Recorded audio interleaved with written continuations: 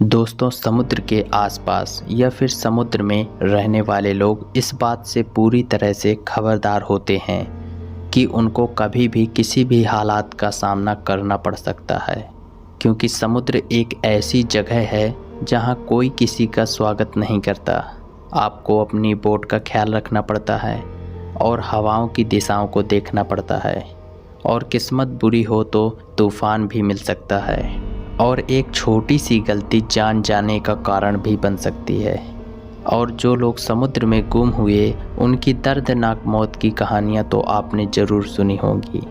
सबसे बड़ी समस्या वहाँ ये है कि वहाँ समय पर पीने के लिए ताज़ा पानी और खाना नहीं मिल पाता। और आज की वीडियो में हम आपको दो ऐसी घटनाएं बताने वाले हैं जिसमें चमत्कारी रूप से समुद्र में जिंदा पाए गए। इंडोनेशिया के ज़्यादातर मछुआरे मछली पकड़ने के लिए रोंगपोंग का इस्तेमाल करते हैं। ये एक तरह का पानी में तैरता हुआ जाल है जिसमें ना कोई बिजली होती है और ना कोई इंजन। एक रोंगपोंग पर एक नाविक सवार होता है। वो पूरा महीना रोंगपोंग पर बैठता है और दिन के समय पर वो जाल से मछलियाँ पकड़ता है और रात में लैंप जलाकर मछलियों को अपनी ओर आकर्षित करता है। और समय के साथ उसके घर वाले उसके लिए पानी और खाने का इंतज़ाम कर देते हैं। और ऐसे ही 18 साल के लड़के ने, जिसका नाम एलडी नतार था, इंडोनेशिया के तट पर रोंगपोंग से पूरा 6 महीना बिताने के लिए एक कॉन्ट्रैक्ट साइन किया। और वह अपनी रोंगपोंग को लेकर समुद्र में उतर गया। और वह जुलाई के समय में लगभग तट से 77 किलोमीटर दूर था। उसे मछली पकड़ने का 2 साल का अनुभव था, क्योंकि वह 16 साल की उम्र से ही मछलियां पकड़ने लगा था। लेकिन जुलाई के बीच में एक दिन उसके रोंगपोंग को एक तेज हवा अपने साथ बहा कर ले गई। तो उसने सोचा भी नहीं होगा कि अगले 49 दिन उसको ऐसे ही खुले समुद्र में अकेले बिताने पड़ेंगे। लेकिन बिल्कुल ऐसा ही हुआ। लड़का खुले समुद्र में इधर उधर भटकता हुआ जा रहा था। उसने कई किलोमीटर दूर बड़े जहाज़ों को आते जाते देखा, लेकिन बदकिस्मती से जहाज़ में बैठे लोगों की नज़र उस पर नहीं पड़ी। उसके पास बहुत कम खाना और पीने के लिए पानी बचा था।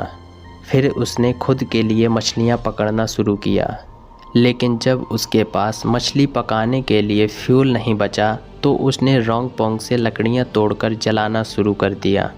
सबसे बड़ी समस्या तो पीने के लिए पानी का इंतज़ाम करना था। उसके हालात ऐसे थे कि वो दिन में समुद्र का पानी 3 घूंट से ज़्यादा नहीं पी पाता था। उसने समुद्र के पानी को अपने कपड़ों से कई बार फिल्टर किया, जिससे कुछ हद तक नमक निकल भी गया। वो बस उम्मीद लेकर रोता रहता था कि मुझे बचाने कोई ज़रूर आएगा।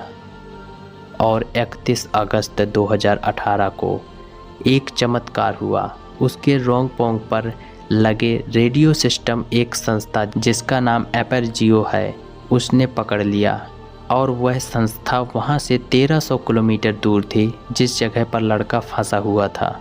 लेकिन फिर भी उसे बचाया गया और पहनने के लिए कपड़े, पीने के लिए पानी और साथ ही खाना दिया गया। फिर उसके बाद जापान लाया गया और बाद में इंडोनेशिया भेज दिया गया। इस पूरी घटना के बाद एलडी ने कहा कि वो कभी भी समुद्र में इतनी दूर तक मछलियां पकड़ने के लिए नहीं जाएगा। हमारी अगली घटना थोड़े लंबे समय पहले हुई थी। 1982 में हुई इस घटना को लोग आज भी याद करते हैं। स्टीव एक अमेरिकन मछुआरे हैं। उन्होंने 30 साल की उम्र में अटलांटिक ओशियन को पार करने की सोची, लेकिन जैसा उन्होंने प्लान बनाया था वैसा कुछ भी नहीं हुआ। असल में स्टीव के जाने का रूट कुछ इस तरह का था। सफ़र की शुरुआत बहुत अच्छे से हुई, किसी को कुछ भी परेशानी नहीं हुई। लेकिन बीच रास्ते में अकेले स्टीव के सामने एक तूफान ने दस्तक दी। 29 जनवरी को स्टीव ने अपनी यात्रा शुरू की थी और 4 फरवरी को उनकी बोट पानी में डूब चुकी थी।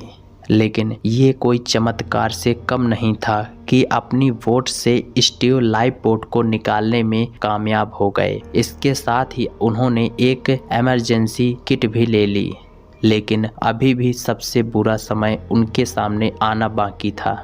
वो पूरे समुद्र में एक छोटी सी लाइफ बोट में तैर रहे थे। उनके पास एक इमरजेंसी रेडियो सिस्टम था, लेकिन उसकी रेंज सिर्फ 250 किलोमीटर की थी। लेकिन वो तो सबसे पास के तट से ही 550 किलोमीटर दूर थे।